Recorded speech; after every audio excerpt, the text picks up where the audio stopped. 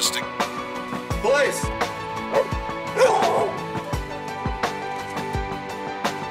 Police work, unpredictable, always changing, but one constant: dogs.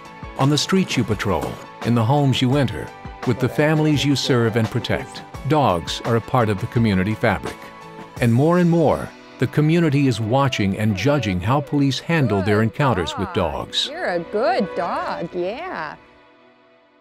To have effective encounters with dogs, encounters that are safe and humane, it requires you to be strategic and tactically sound.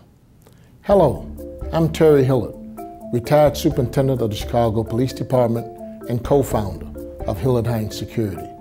It also demands having an awareness of the law and the potential liability you and your department face. In this video, we examine some of the legal aspects of police encounters with dogs, their owners, and the community at large.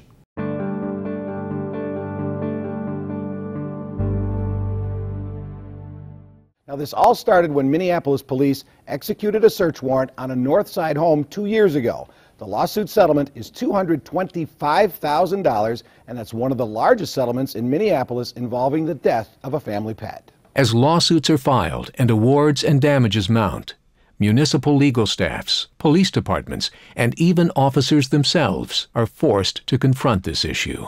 I've defended the cops since '97. So from my perspective, you need to be safe.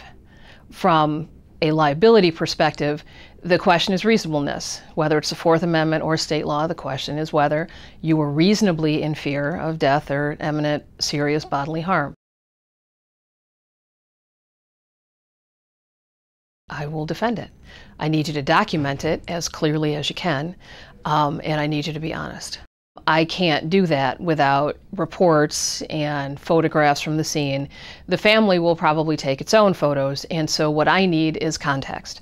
I need to be able to tell how far away the dog was from you when you made the decision to shoot. So I need some indication of where your shell casings are, for example, in relation to where the dog's body is.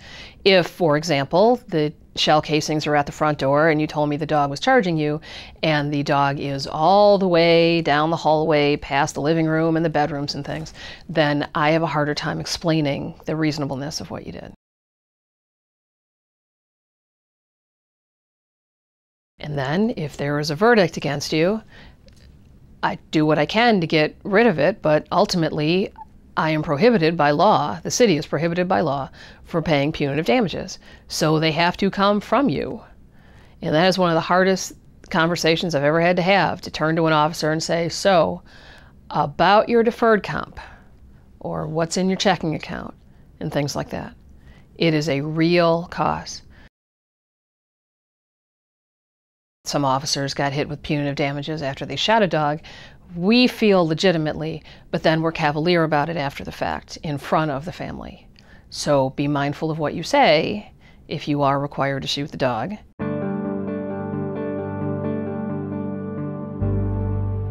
A dog can be a window, providing police a glimpse inside a home or a view of a community. A safe, well-adjusted dog affords a positive view, while a dog that is distressed or has been neglected may provide a view to a problem and an opportunity to investigate.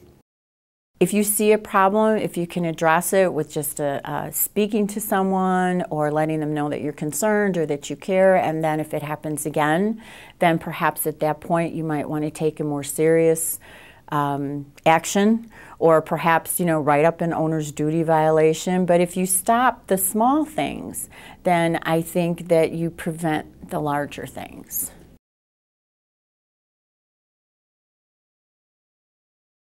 If you see an animal with protruding hip bones, if you see an animal with an open wound, if you see an animal with stitching that they can't, easily explain, or stitching that looks like as if it was done by hand instead of a veterinarian, I think most police officers, their antenna goes up, and at that point they think, okay, let's maybe investigate a little bit further. Let's find out what's going on here.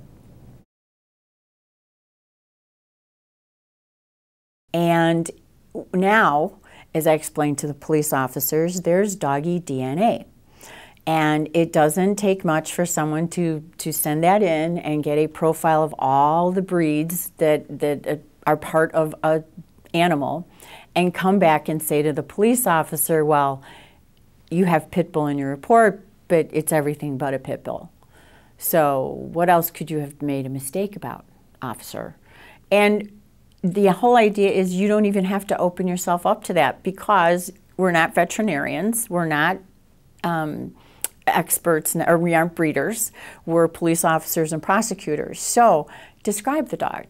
Short, long, brown, black, gray, curly ears, flat tail, short hair, long hair, brown, white paws, brown spots. So describe the animal. That's the best way to document. When reporting or testifying about a police encounter with a dog, photograph. Document the scene, including the dog, with photographs. Contextualize. Report observations about the function of the dog and the environment and relationships in which the dog lives. Describe, but avoid making judgments about dog breed unless you have proof.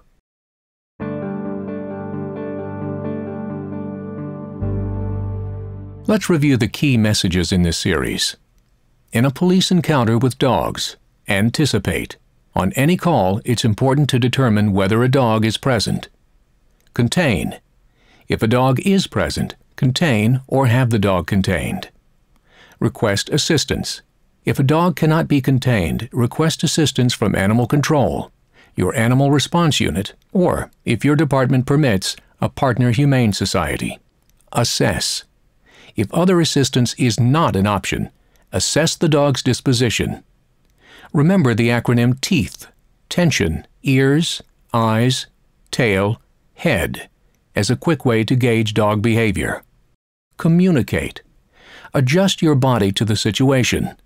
Be less threatening to a dog by turning your body, relaxing your stance. Use indirect eye contact and a calm voice. Use food or toss a stick to redirect or distract the dog. Decide whether to hold ground, add more distance, or close distance. Create barriers as needed. And finally, plan ahead by having less than lethal options. A fire extinguisher or air horn can be used to scare off a dog. Use your baton or asp if the dog tries to bite. A taser should be used sparingly.